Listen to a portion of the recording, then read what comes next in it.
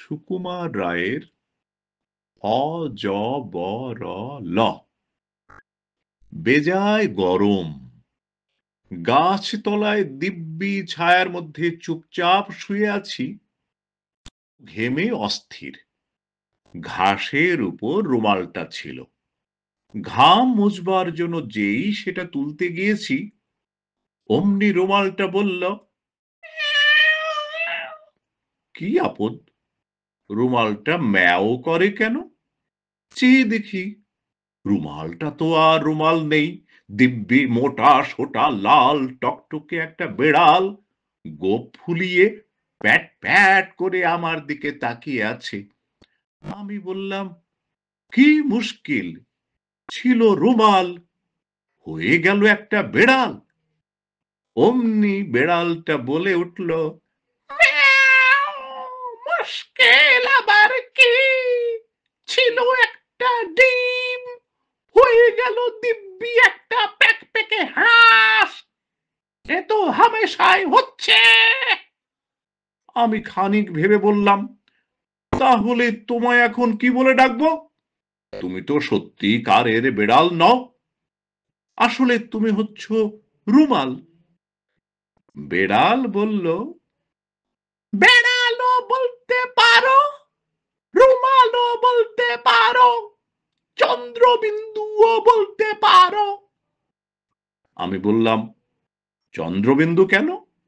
শুনে বেড়ালটা, তাও জানো না, ম্যাও বলে এক চোখ বুজে ফ্যাঁস ফ্যাঁস করে বিশ্রী রকম হাসতে লাগলো। আমি ভারী অপ্রস্তুত হয়ে গেলাম। মনে হলো ওই চন্দ্রবিন্দুর কথাটা নিশ্চয়ই আমার বোঝা উচিত ছিল। তাই থতমত খেয়ে তাড়াতাড়ি বলে ফেললাম, ও হ্যাঁ হ্যাঁ হ্যাঁ হ্যাঁ, বুঝতে পেরেছি বুঝতে পেরেছি। বেড়ালটা খুশি হয়ে বলল,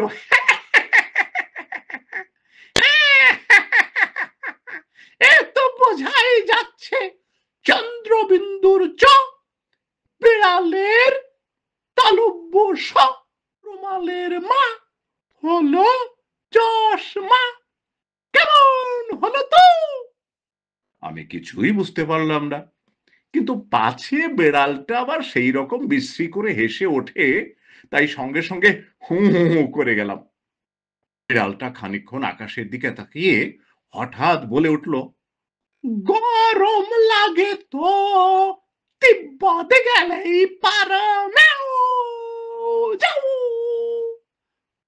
আমি বললাম, বলা ভারী সহজ, কিন্তু বললেই তো আর যাওয়া যায় না। বিড়াল বলল, কেন, সে আর মুশকিল কি, ম্যাও ম্যাও। আমি বললাম, কি করে যেতে হয় তুমি জানো?